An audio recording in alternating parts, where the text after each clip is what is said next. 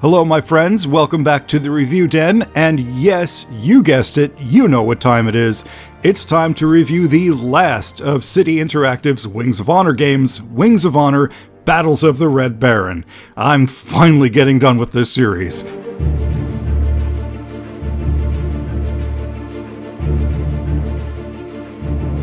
Manfred Von Richtoven has gone down in the history books as one of the most notable wartime pilots of all time. He was the highest-scoring ace of World War I, and while his record of 80 confirmed kills was soon bested in World War II, his feats of tactical skill and iconic, brightly painted squadron have earned him a very rare place of stardom, even in layman's culture. He paid respects to his downed enemies and fought to ease the burden of his fellow soldiers in the trenches below, earning him the admiration of both friends and foes alike. However, the Allies had their own hero of note, one who would face down his rival in red, boldly going toe-to-toe even if he never quite managed to down his worthy nemesis. His trusty Sopwith camel became his house and home, and his legend also spread into modern culture. He was the highest-scoring ace of the Allies' side, the man they called the Beagle. Oh, come on, it was an easy joke! Well, for those of you who didn't grow up in the 80s reading old Charlie Brown and Peanuts cartoons, fine, it was René Fonck, a French pilot with 75 confirmed kills, although history never shows him going up against Richtoven, and he wasn't nearly as interesting or flamboyant on a personal level, so no one really cares, unfortunately. Sorry, René. Anyway, what does this have to do with the game, you ask? Well, not enough, unfortunately. This is the third City Interactive game to feature the Baron, yes, I'm saying feature in quotes, yet none of them are historically based or do anything of note with him. I mean, come on, this is a larger-than-life but historical hero here. At least follow his career or some of his notable missions. Alright, well, even if CI doesn't take advantage of the source material, that doesn't mean this isn't a fun action game.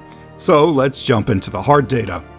Wings of Honor: Battles of the Red Baron was released in 2006, placing it just after Combat Wings. It features the now standard mouse control and upgraded graphics engine the series had developed to this point, though with understandably more terrain detail. I mean, you're flying over Europe, not just the Pacific Ocean now. Now, while you could absolutely look at each game in the series and accuse them of looking similar to each other, and yeah, they do, each game tweaked the gameplay to give a slightly different feel.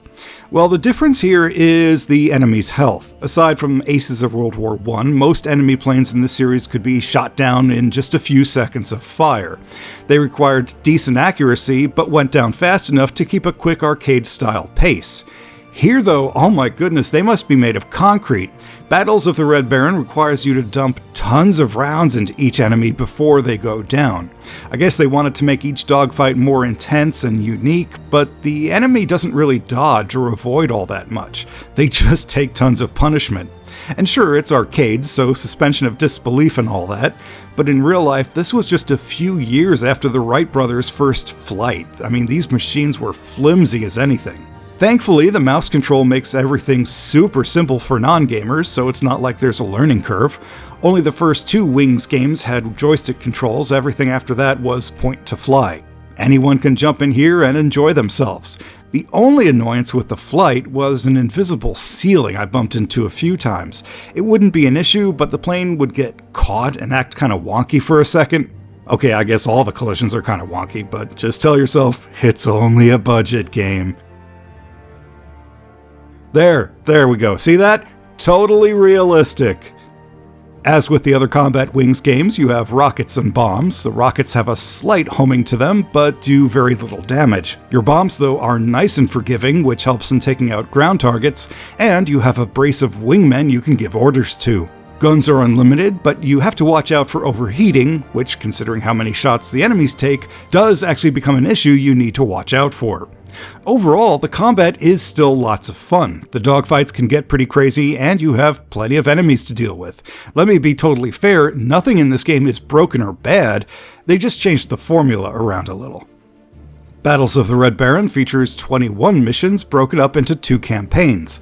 Yes, just like Aces of World War I, you can choose to play as or against the Allies, but the good news here is that while Aces used the exact same missions for each campaign, here you will approach each mission from the opposing side. If the Allied mission is to destroy an airbase, the Germans need to defend it. If the Allies have to defend a dam, the Germans have to destroy it. It's still a short campaign either way, but at least more thought went into the mission structure.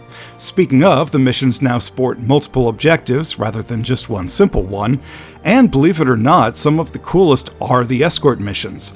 Yes, I never thought I'd say that either. The bane of most combat games, the escort missions, are actually pretty neat here as you get to fly alongside some big, creaky World War I bombers as they take out key objectives. Not only is it cool to have proper bombers in a World War I game, but they're actually really good at their job. They take out targets without fail, they aren't singled out and immediately shot down by some ruthless and cheap AI, and they're all highlighted on screen in case you get separated from them. Each campaign will occasionally send you up against some named historical aces, which is cool. Obviously, the Red Baron himself becomes a nemesis to the Allies, although I wasn't sure if the German campaign had you playing as him or just alongside. Again, for a game named The Battles of the Red Baron, you'd wish they'd do more with him. Now, on the downside for the campaign missions, the Allies have another one of those irritating turret missions, while the Germans force you into a Zeppelin of all things later in the campaign. Yeah, I'm gonna have to call foul here. I'm all for occasional diversions in gameplay, but come on. Come on! This is just silly. You'll fly through 3 distinct environments, Verdun and Alsace, and later Flanders, and you have 3 difficulty levels to choose from. The plane list has been buffed slightly, featuring standbys from Sopwith, Albatross, Neupoort, Fokker, Spad, and Pfalz, with new entries such as the Airco DH-2 and Fokker Eindecker. Cool stuff for anyone interested in the birth of air combat. Graphically, this game looks like what you'd expect if you've been following the series. It came out after Combat Wings and shares a similar look. The planes and special effects are reasonably detailed, although the cockpits actually look a bit more detailed and clean now. It's a fun view to use. The terrain sports some nice low-level mist and enough ground-level clutter, enemy bases, and trees to get the job done. Actually, it is pretty cool around your home base, though. There are fighters, cars, troops, and even officers trotting around on horseback. But things do thin out once you leave. What was annoying is the screen shake whenever you're firing. I mean, I like the effect, but because you have to lay on the trigger for so long, it does get irritating after a while. The frame rate is smooth on a decent system, but there's still no widescreen option. It was 2006, which is right around the transition, and yeah, it's a budget game, so there's that. The only issue I had with the visuals was my laptop Nvidia card caused some artifacts on the ground when turning. My older system with generic onboard Intel didn't cause any issues, so take that as you will. Sound-wise, again, this is pure Combat Wings. All the usual engines and guns sound fine, while the music is basic MIDI. What is kind of funny, though, is the voiceover. I mean, he sounds like a native English speaker, which is a step up for most of the series, but he has such a neutral American accent for a game taking place on the front lines of World War I. You'd expect the narration to sound British, French, or German, even if it is by putting on a silly accent, rather than sounding like my next-door neighbor at Walmart. I don't know, maybe it's just me. Your Fokker's ready to fly! Hey, sir! While the World War II-focused Combat Wings series made up the bulk of City Interactive's flight games, it's nice to see a few games based in the Great War as well. Battles of the Red Baron offers a fun, simple arcade experience, although it doesn't do anything special with the namesake. You get the same simple controls, no joystick required, and some neat old warbirds to play with. Like most CI's early budget games, the content is quite thin though, so don't expect any lasting appeal. Battles of the Red Baron isn't available on Steam, but you can find it on Gamersgate, which sells a decent number of City Interactive games as well as Steam keys for other stuff.